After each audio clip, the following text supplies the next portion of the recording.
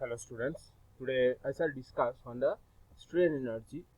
What is the amount of strain energy that will be stored by the beam that is subjected to an uniformly distributed load. So let us start with a cantilever beam. So we start a cantilever beam that is AB of span L. So it is having a uniformly distributed load of W per unit length. So as per our common procedure, so we will take a section of x dash at a distance x from the free end of the cantilever. Okay, so this is the fixed end and this is the free end. Okay, so we will take a section x dash at a distance x from the point B. So generally, so x lies in between 0 to L. So shear force will be Vx equal to Wx. Okay, it's positive because of the sign convention that we generally follow, and the bending moment will be force into distance, so Wx into x by 2, and it will be having a negative sign because of the sign convention. Okay, sign convention, downward force, so it is negative, so minus Wx square by 2. Now we'll ignore the negative sign, we'll take the positive sign only, so mx will be Wx square by 2. Now from the strain energy formula that we have already covered in the previous class, we know the Wi is the strain energy stored. So Wi equal to integration 0 to L m square by 2 EI into dx. Now put m equal to Wx square by 2 in this integrating relation. So here from this we get W square by 8 EI out of integration. Now integration 0 to 4 x to the power 4 by dx. So here from we'll get the value like this. W square L to the power 5 by 40 EI. So amount of strain energy stored by the cantilever due to the effect of uniformly distributed load, the amount of strain energy will be W square L to the power 5 divided by 40 EI. Okay. Now we'll next move to the simple supported beam. So it's a simple supported beam AB having uniformly distributed load of W per unit length, and it is having the span of L. So at the free ends there will be two reaction forces R1 and R2. So total load will be WL, and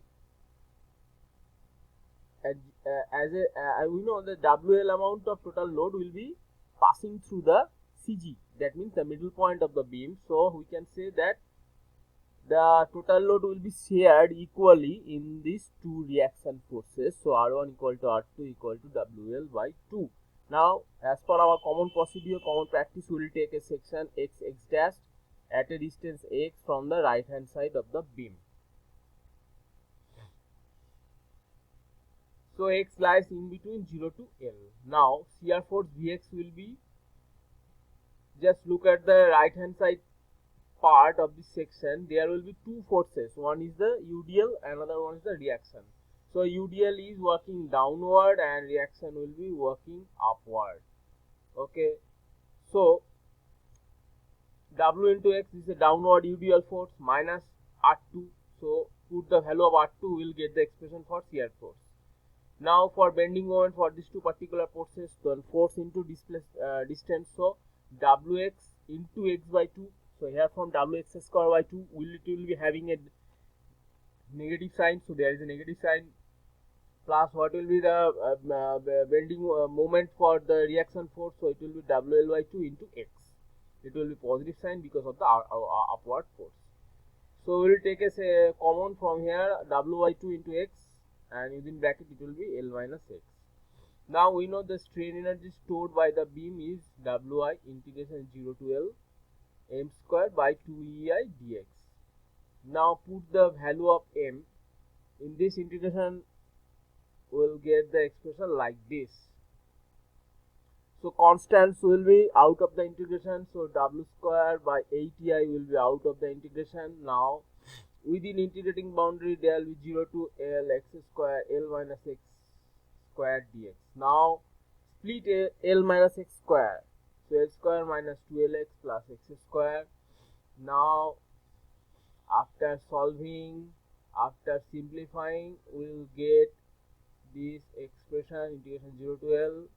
Now this is the value.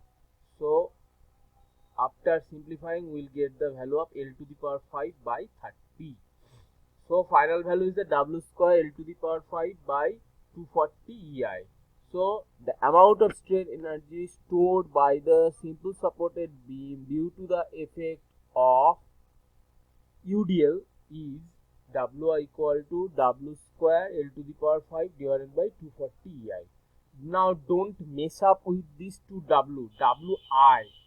Capital Wi is the expression for, is the symbol for strain energy, okay, and small w is the UDL load per unit length, okay. So these two are the basic relations that we can approach by the strain energy principle, okay. These two are very easy to solve. Now practice at home, okay.